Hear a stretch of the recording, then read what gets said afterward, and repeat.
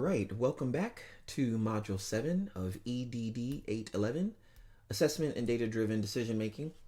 This week's module focuses on analyzing assessment data for decision making, primarily using existing data, secondary data analysis. And so, looking at our week at a glance, we've got some key learning objectives that really align with the purpose of this week. By the end of this week in these assignments, you should be able to identify and critically evaluate the quality and relevance of different types of assessment, demonstrate proficiency in understanding quantitative and qualitative data types with a little emphasis on, or slight more emphasis on quantitative, since we're talking about secondary existing data sets, and then synthesizing findings from data analysis and reports to develop actionable recommendations and strategies for improvement in educational and organizational settings.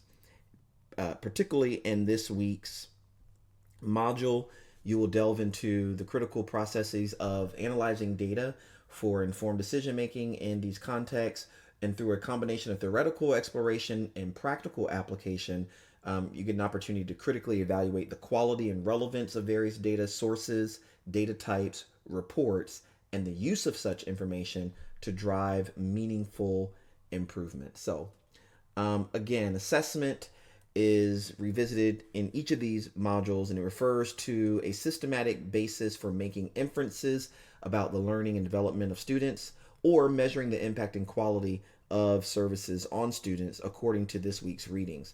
And beyond formative and summative that we met in earlier weeks of the course, this week the reading highlights some other types of assessment: classroom assessment, program assessment, and student learning outcome assessment, which is really being able to define specific, smart, measurable, observable variables or measures of student learning and development that can be properly assessed and studied in terms of the impact of campus programs, services, and even some policies. So you want to make sure that you take some time to read the New Directions for Student Services article or chapter that's assigned for this week, written by some guy named Strayhorn. And in that article, you will encounter a sort of summary of different types of assessment or analysis: descriptive analysis, inferential analysis, predictive analyses, and secondary analysis. Really, secondary analysis is properly kind of referred to as secondary analysis of existing data. And in that chapter, we talk about analyzing national data or existing data for student fairs outcomes assessment.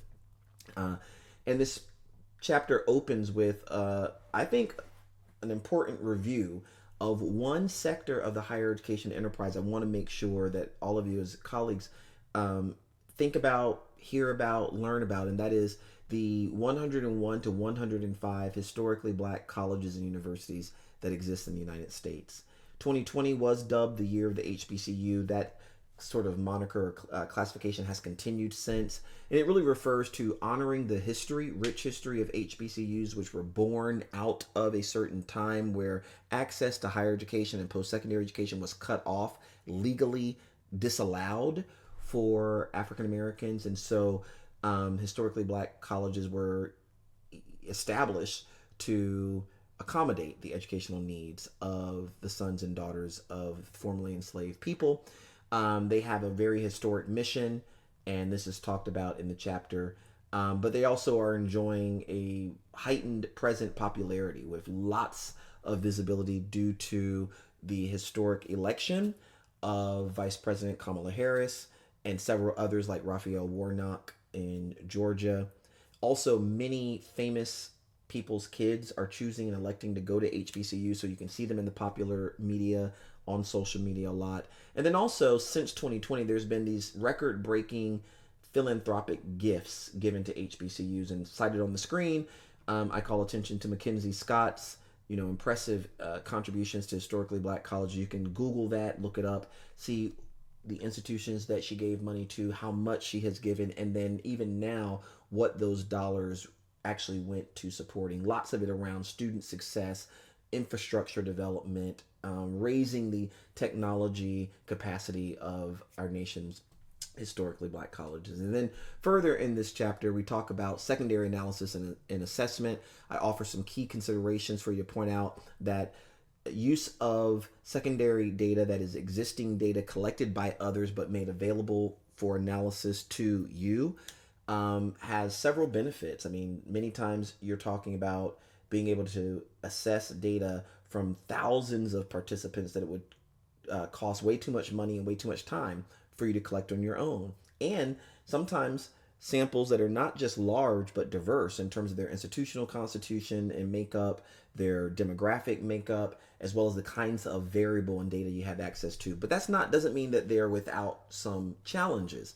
That secondary analysis of existing data is impacted by some data use restrictions. So sometimes you cannot get personally and an individually identifiable information like a person's, student ID number or their address so you can know where they live. If you need any of that, what we call PII, personally or individually identifiable information, usually you have to get a restricted license to use these data in that way, and it adds a layer to the application process where you've got to, ask for it, specify the kind of data you need. You have to lay out a plan for how you protect that data, and then what you will do at the end of that licensing period. Second, there are challenges around missing data. Sometimes data are missing completely at random. In that case, usually researchers, evaluators, and assessors can just drop those cases from the analysis.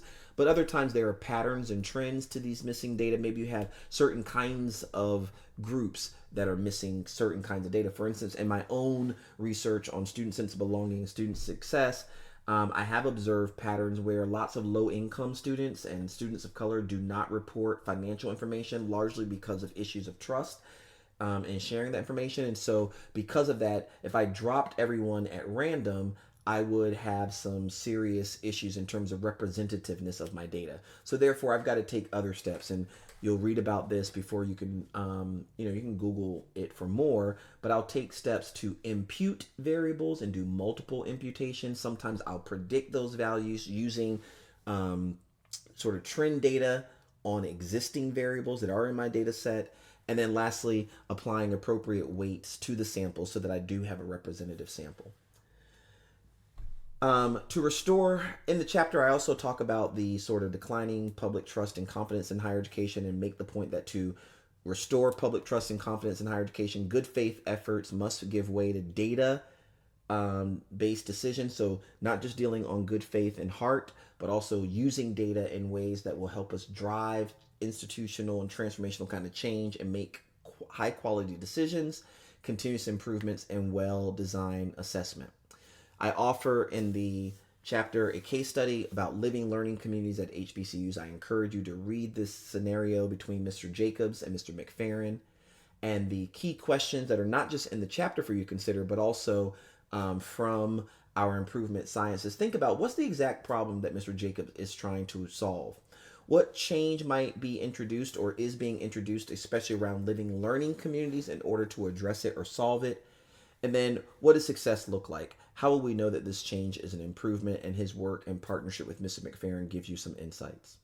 Now, take a moment, pause the video, and run over to YouTube and watch this TEDx video with Jeff Edmondson talking about the key to educational improvement.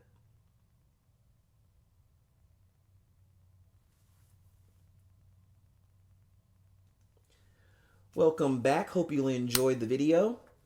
So much of what Edmondson's talking about and I talk about in the chapter really brings us back to what we visited last week with Hess and Fullerton, 6 conditions for improvement data.